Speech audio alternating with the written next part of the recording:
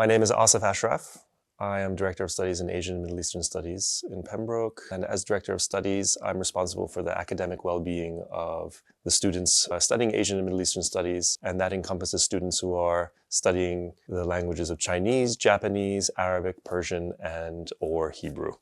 I'm a historian, more specifically a historian of Iran and the Persian-speaking world. And I'm interested in questions that revolve around how and why political cultures endure and how and why they change. So that's sort of what my research is on, but I teach on a broad range of topics in Persian and Middle Eastern history. I think there's this number of things that make studying AMES at Pembroke special. The first thing I would say is that the AMES is a relatively small subject at Pembroke, and there's between 10 to 15 students. It's not so small that any given student feels as if they're the only student in the subject, but it's small enough that the students receive a good amount of individual attention and support. Our course is a 4-year course, and as part of the course in the 3rd year, all of our students spend the year abroad. So that's one thing that I would highlight for anyone who's interested. That experience of going abroad in the 3rd year has consistently been remarked upon by our students as being sort of the highlight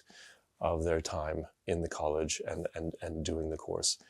The other thing I would say in terms of opportunities for our students is that the resources that both the college and what the wider university have for AMES students is incredibly rich. The library resources, the museum collections, there's ample opportunities here for students who are studying AMES to immerse themselves in the subject. What have AMES students done career-wise after studying with us? They've done a wide range of things.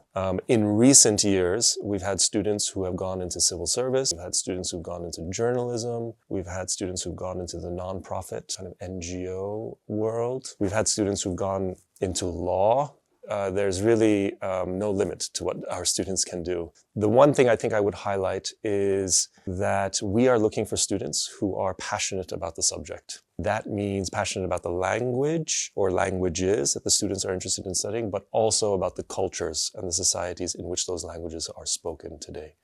So anything you can do as a student or as an applicant to highlight your interest in the subject, your passion for the subject, whether that is things that you've read, whether that's films that you've seen or music that you have heard. Do you need to know the languages before applying to AMES? The answer to that question is no. In fact, we would prefer if applicants have not studied the languages before coming to us. With that said, there are some exceptions. For students who have studied a little bit of the language, I would encourage them to contact me as the Director of Studies, and then we can take things from there. But as a general rule of thumb, I would say that we prefer students who do not have any experience in the languages.